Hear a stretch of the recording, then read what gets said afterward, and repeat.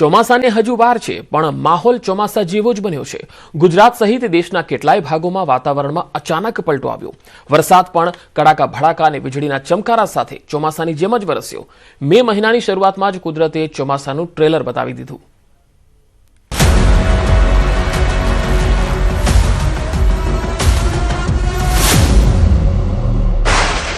ફરી કુદરતનો બદલાયો મિજાજ।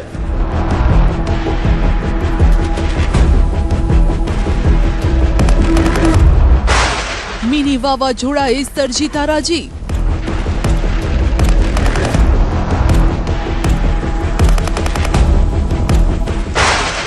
કાળઝાળ ગરમી વચ્ચે તોફાની પવન।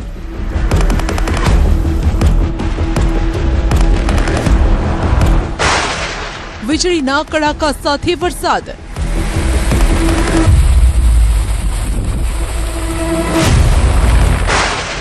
હજુ પણ આગામી 24 કલાક ભારે।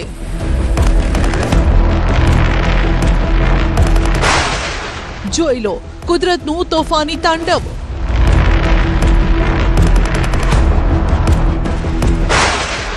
જોઈ લો પવને કેવો બતાવ્યો પાવર।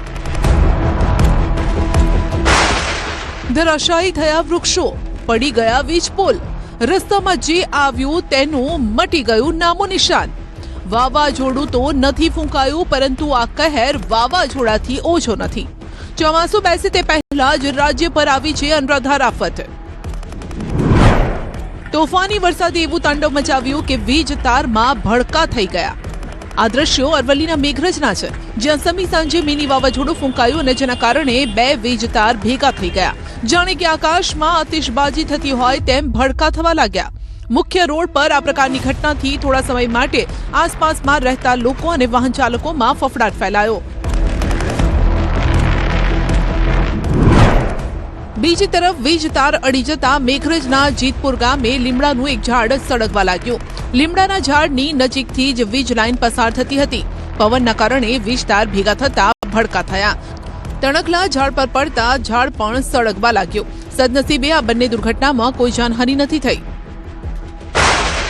બસ સ્ટેશનમાં ગ્રીલ તૂટી પડી। અરવલ્લીના મોડાસામાં આઇકોનિક બસ પોર્ટના સ્ટ્રક્ચર પર મિની વાવાઝોડું ભારે પડ્યું। સાંજના સમયે ભારે પવન ફૂંકાતા બસ પોર્ટની એલિવેશન ગ્રીલ તૂટી પડી। ઊંચાઈથી પડેલી ગ્રીલના કારણે બસ સ્ટેશનમાં દોડધામ મચી ગઈ। અંદાજે 10 મિનિટ સુધી અહીં ભારે પવન ફૂંકાયો। નજરે જોનારાનો દાવો છે કે થોડા સમય માટે અહીં ભયનો માહોલ પણ સર્જાયો। બસ સ્ટેશન ઉપરાંત મોડાસા 4 રસ્તા નજીક એક સીડી નીચે પડતા કારને નુકસાન થયું। બસ સ્ટેશનના ઉપરની વાવાઝોડું, હલકું વાવાઝોડુંના પવન આવવાના કારણે ઉપરની ઇંગલોની ગ્રીલો નીચે પડતા અમે અંદરથી દુકાનની અંદર બેઠેલા હતા। ઉપરથી નજર નાખીને જોતા જતા ઇંગલો બધી વારાફરતી પડવા લાગી ને માણસોની અવર જવર થતી હતી। એમાં પણ 2-3 માણસો બચી ગયા કે જે જોખમ જેવું હતું પણ બચી ગયા, પણ કુદરતી રીતે બહુ ખરાબ પરિસ્થિતિ થવાની હતી। ઇકો કાર પર વૃક્ષ પડ્યો। મહીસાગરમાં મિની વાવાઝોડાએ તારાજી સર્જી। ખાનપુર તાલુકાના લવાણા ગામે ઇકો કાર પર વૃક્ષ પડ્યું, જેના કારણે અકસ્માત થયો। કારમાં એક જ પરિવારના 5 લોકો યાત્રા પર જઈ રહ્યા હતા। અકસ્માતના સમાચાર વાયુ વેગે પ્રસરતા જિલ્લા પોલીસ અને ગામ લોકો ઘટનાસ્થળે દોડી આવ્યા। વૃક્ષ નીચે ફસાયેલા લોકોને વૃક્ષ કાપીને બહાર કાઢવામાં આવ્યા। 108ની મદદથી તમામ ઈજાગ્રસ્તોને સારવાર માટે સરકારી હોસ્પિટલ ખસેડવામાં આવ્યા। સદનસીબે કોઈ જાનહાનિ નથી થઈ।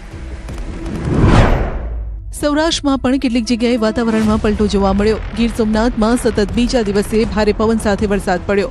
2 ઘડી તો એવું લાગ્યું કે જાણે મિની વાવાઝોડું ફૂંકાયું હોય। ગીર ગઢડાના ગામોમાં ભારે ઉકળાટ અને ગરમી બાદ વાતાવરણમાં આવેલા પલટાથી લોકોને રાહત મળી। ગીર ગઢડાના હરમડિયા, પીછવી, એભલવડ, ધોકડવા, બેડિયા સહિતના ગ્રામ્ય વિસ્તારોમાં કમોસમી વરસાદ ખાબક્યો। કમોસમી વરસાદ પણ કેસર કેરી પકવતા ખેડૂતો માટે વેલાનરૂપ બન્યો। કેરીની સિઝન ચાલી રહી છે અને ત્યારે વરસાદના કારણે તૈયાર કેરીના પાકને નુકસાનની ભીતિ છે। અચાનક પલટો આવતા અફરાતફરી। અમદાવાદ શહેરમાં છેલ્લા કેટલાય દિવસોથી પડી રહેલ અસહ્ય ગરમી અને 40 ડિગ્રીથી વધુ તાપમાન વચ્ચે મંગળવાર રાત્રે વાતાવરણમાં અચાનક પલટો આવ્યો। દિવસભરના ઉકળાટ બાદ મોડી સાંજે ધૂળની ડમરીઓ અને તેજ પવન સાથે મેઘરાજાની પધરામણી થઈ.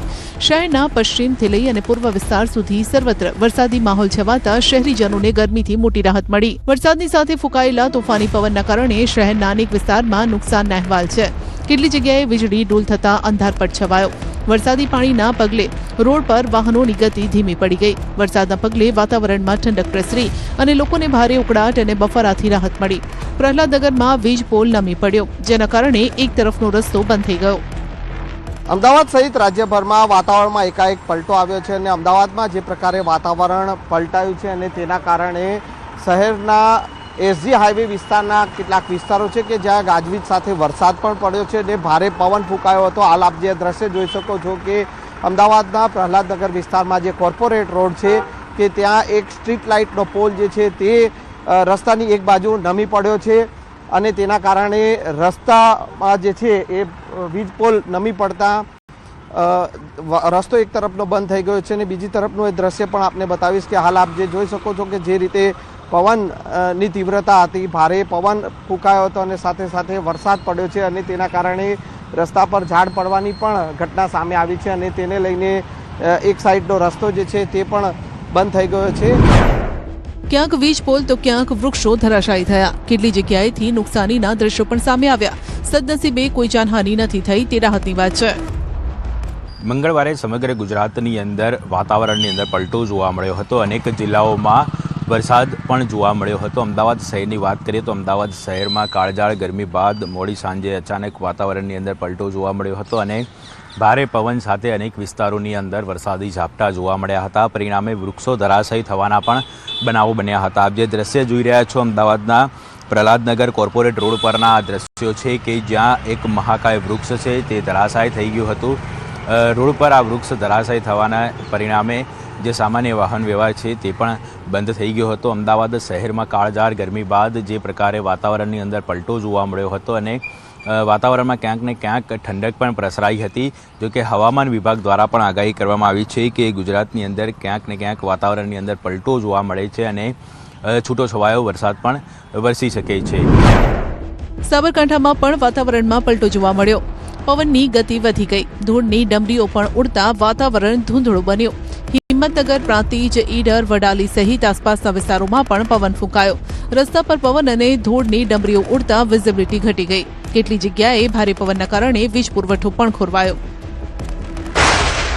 24 કલાક હજુ વરસાદથી સાવધાન. હવામાન વિભાગે 6 જિલ્લામાં ગાજવીજ સાથે વરસાદની આગાહી કરી છે.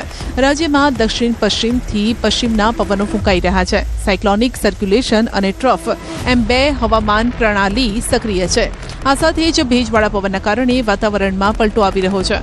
આ સિસ્ટમોના કારણે ગુજરાતમાં ગાજવીજ સાથે વરસાદની શક્યતા છે. અમદાવાદમાં વાદળછાયું વાતાવરણ રહી શકે છે. ગુજરાતમાં 12મી મે સુધી હવામાન સૂકું રહેશે, જ્યારે કે 9 થી 12 મે સુધી દરિયાકાંઠાના કેટલાક વિસ્તારોમાં ગરમ અને ભેજવાળી હવા ફૂંકાઈ શકે છે. આગામી 3 દિવસ राज्यમાં તાપમાનમાં કોઈ મોટો ફેરફાર થવાની સંભાવના નથી. आने वाला अगले 7 दिन के लिए 6 से लेकर 12 मई तक इसमें 6 तारीख को आइसोलेटेड क्षेत्रों में उत्तर से लेकर दक्षिण मध्य भाग सौराष्ट्र कच्छ की हल्का से मध्यम बरसात का संभावना रहेगा मेघ गर्जना के साथ. जो डिस्ट्रिक्ट इसमें हम लोग आज दे रहे हैं अमरेली, भावनगर, बोटाड, बुरमी, राजकोट और कच्छ के लिए दिया गया है और बाकी 7 से 12 मई तक मौसम आमतौर पर शुष्क रहने का पूर्वानुमान दिया गया है.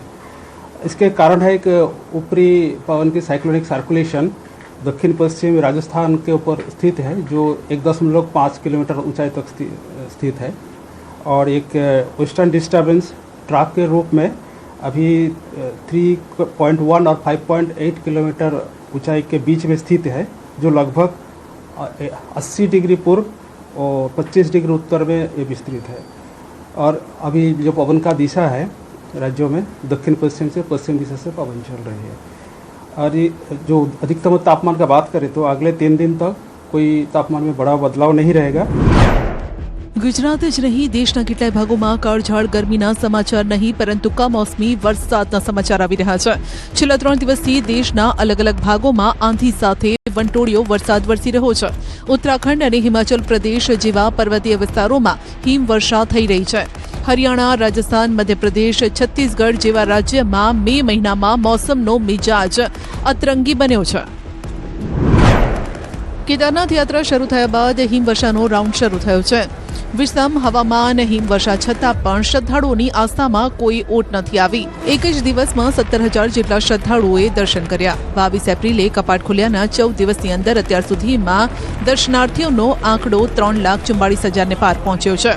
હિમવર્ષાના કારણે ધામની આજુબાજુ ફરી બરફની પાતળી ચાદર છવાયેલી જોવા મળી. તાપમાનનો પારો અચાનક જ ગગડ્યો અને લોકોએ ઠંડીનો સામનો કરવો પડ્યો. હિમાચલ પ્રદેશમાં પણ નથી અટકી રહ્યો વરસાદનો સિલસિલો. વેસ્ટર્ન ડિસ્ટર્બન્સની અસરના કારણે ફરી શિમલામાં વરસાદ પડ્યો. પ્રવાસન સ્થળ શિમલામાં છોતરાફાડ વરસાદ પડ્યો. ગણતરીની મિનિટોમાં જ આખો નજારો બદલાઈ ગયો. પ્રવાસીઓના ચહેરા આખુશનુમા વાતાવરણમાં ખીલી ઉઠ્યા. 10 જિલ્લાઓમાં હજુ પણ વંટોળિયા વરસાદની આગાહી છે. 7 મે પછી વેસ્ટર્ન ડિસ્ટર્બન્સ નબળું પડશે એટલે ત્યારબાદ ફરી ગરમીનો પ્રકોપ જોવા મળશે. હરિયાણામાં પણ મોસમનો મિજાજ બદલાયો છે. બહાદુરગઢમાં અચાનક પડેલા કરાથી લોકો દંગ રહી ગયા. બપોર બાદ ભારે પવન સાથે વરસાદ શરૂ થયો, જેના કારણે તાપમાનનો પારો ગગડ્યો છે. કમોસમી વરસાદના કારણે શાકભાજીના પાકને નુકસાન થયું છે. ખેતરોમાં ટામેટા, ભીંડાનો પાક બરબાદ થઈ ગયો. છત્તીસગઢના બેમેતરામાં પણ આંધી તોફાન સાથે વરસાદ ખાબક્યો. કેટલી જગ્યાએ ભારે પવનના કારણે હોર્ડિંગ્સ ધરાશાયી થઈ ગયા. કેટલી જગ્યાએ વૃક્ષો ધરાશાયી થયા. રાયગઢમાં પણ આંધી અને વરસાદનું રાજ જોવા મળ્યું. અહીં પણ કડાકા ભડાકા સાથે વરસાદ વરસ્યો. વરસાદે થોડા સમય માટે જનજીવન ખોરવી નાખ્યું. દંતેવાડામાં પણ દે દનાદન વરસાદ પડ્યો. સાંજ પડતા જ મોસમ અચાનક બદલાયું. વાતાવરણ અચાનક ખુશનુમા થઈ ગયું. એક તરફ લોકોએ બદલાતા વાતાવરણના કારણે રાહતનો શ્વાસ લીધો, તો ભારે પવને કેટલી જગ્યાએ નુકસાન પહોંચાડ્યું. બિહારના સાસારામમાં પણ વરસાદના કારણે કેટલી જગ્યાએ પાણી ભરાયું. હોસ્પિટલની અંદર પણ પાણી ભરાયેલું જોવા મળ્યું. કેટલી જગ્યાએ ભારે પવનના કારણે વૃક્ષ ધરાશાયી થયું. મે મહિનાની શરૂઆતમાં પડેલા વરસાદે લોકોને ગરમીથી રાહત આપી. ઉત્તર પ્રદેશના મહોબામાં પણ મોસમનો મિજાજ બદલાયો. વરસાદના કારણે જનજીવન પર અસર જોવા મળી રહી છે. વરસાદના કારણે તાપમાનમાં ઘટાડો જોવા મળ્યો. વરસાદના કારણે વિઝિબિલિટી ઘટી ગઈ, જેના કારણે વાહન ચાલકોને હાલાકીનો સામનો કરવો પડ્યો. કેટલી જગ્યાએ રસ્તા પર વૃક્ષો પડતા વાહન વ્યવહારને અસર થઈ. રાજસ્થાનના સિરોહીમાં પણ આવ્યો વાતાવરણમાં પલટો. શહેરમાં વરસાદ પડતા તાપમાન 5 ડિગ્રી સેલ્સિયસ ઘટી ગયું, જેના કારણે કેટલાય દિવસોથી પડી રહેલી ભીષણ ગરમીમાંથી રાહત મળી. હજુ 24 કલાક હળવાથી મધ્યમ વરસાદની સંભાવના છે. મધ્યપ્રદેશના મંડલામાં ભારે પવન સાથે ધોધમાર ઝાપટું પડ્યું. ભારે પવનના કારણે જનજીવન પ્રભાવિત થયું. ગરમીની જગ્યાએ વાતાવરણ ઠંડુ થઈ જતા લોકોએ રાહત અનુભવી. મધ્યપ્રદેશના ડિંડોરીમાં પણ ભારે પવન અને કડાકા ભડાકા સાથે વરસાદ ખાબક્યો. અહીં વરસાદનું ઉગ્ર રૂપ જોવા મળ્યું. મોટા આકારના કરા પડ્યા, જેના કારણે ખેતીના પાકને નુકસાનની ભીતિ છે. અચાનક વાતાવરણમાં આવેલા પલટાથી અફરાતફરી મચી ગઈ. મોસમમાં આવેલા આ ઉતાર ચઢાવના કારણે બીમારીનો પણ ખતરો વધી ગયો છે. ઓપરેશન સિંદૂરને 1 વર્ષ પૂર્ણ થયું છે, ત્યારે પ્રધાનમંત્રી નરેન્દ્ર મોદીએ સોશિયલ મીડિયા સાઇટ પર બદલ્યું છે DP. Social media site x પર તેમણે ડીપી બદલ્યું છે અને સાથે સાથે ઓપરેશન સિંદૂરને લઈને ટ્વીટ પણ કર્યું છે. તેમણે કહ્યું છે કે 1 વર્ષ પહેલા આપણા સશસ્ત્ર બળોએ ઓપરેશન સિંદૂર દરમિયાન ખૂબ જ અદ્ભુત સાહસ, સટીકતા અને દ્રઢ સંકલ્પનું પ્રદર્શન કર્યું હતું. હાલ તમે જોઈ શકો છો કે પીએમની જે સોશિયલ સાઇટ એક્સ છે તેમાં એમણે ડીપી બદલ્યું છે, ઓપરેશન સિંદૂરનું ડીપી મૂક્યું છે. તો ઓપરેશન સિંદૂરને 1 વર્ષ પૂરું થયું છે, ત્યારે પહેલી વર્ષગાંઠ પર પીએમ મોદીએ સોશિયલ મીડિયા સાઇટ એક્સ પર સંદેશ પોસ્ટ કર્યો છે. તેમણે ટાંક્યું છે કે 1 વર્ષ પહેલા આપણા સશસ્ત્ર દળોએ ઓપરેશન સિંદૂર દરમિયાન અપ્રતિમ હિંમત, ચોકસાઈ અને સંકલ્પ દર્શાવ્યો હતો. તેમણે પહેલગામમાં નિર્દોષ ભારતીયો પર હુમલો કરવાની હિંમત કરનારાઓને યોગ્ય જવાબ આપ્યો. આખું રાષ્ટ્ર આપણા દળોને તેમની બહાદુરી માટે સલામ કરે છે. ઓપરેશન સિંદૂર આતંકવાદ સામે ભારતની મજબૂત પ્રતિક્રિયા અને રાષ્ટ્રીય સુરક્ષાના રક્ષણ માટેની અટલ પ્રતિબદ્ધતાને પ્રતિબિંબિત કરે છે. તે આપણા સશસ્ત્ર દળોની વ્યાવસાયિકતા, તૈયારીઓ અને સંકલિત શક્તિને પણ પ્રકાશિત કરે છે. તે જ સમયે તે આપણા દળો વચ્ચે વધતી જતી સંયુક્તતા પણ દર્શાવે છે અને સંરક્ષણ ક્ષેત્રમાં આત્મનિર્ભરતા માટેની ભારતની શોધ આપણી રાષ્ટ્રીય સુરક્ષામાં લાવેલી શક્તિને રેખાંકિત કરે છે. આજે 1 વર્ષ પછી આપણે આતંકવાદને હરાવવા અને તેના સક્ષમ ઇકોસિસ્ટમનો નાશ કરવાના આપણા સંકલ્પમાં હંમેશની જેમ સ્થિર છીએ. બગલીહાર ડેમ બાદ સલાલ ડેમના દરવાજા પણ બંધ કરવામાં આવતા પાકિસ્તાન તરફ જતા ચિનાબ નદીના પાણીના પ્રવાહ પર અસર પડી છે. ઓપરેશન સિંદૂરને આજે 1 વર્ષ પૂરું થયું છે, ત્યારે ગયા વર્ષે જ સરકારે ચિનાબ નદીના પાણી વ્યવસ્થાપન અંગે મહત્વપૂર્ણ અને વ્યૂહાત્મક પગલું ભર્યું હતું, જેના કારણે પાકિસ્તાનમાં અશાંતિનો માહોલ સર્જાયો હતો. ભારતે પોતાના અધિકારોનો ઉપયોગ કરી ચિનાબના પાણી પર નિયંત્રણ વધુ મજબૂત બનાવ્યું હતું. પાકિસ્તાને આ મુદ્દાને આંતરરાષ્ટ્રીય સ્તરે ઉઠાવવાનો પ્રયાસ કર્યો હતો, છતાં ભારત પોતાના નિર્ણય પર અડગ રહ્યું.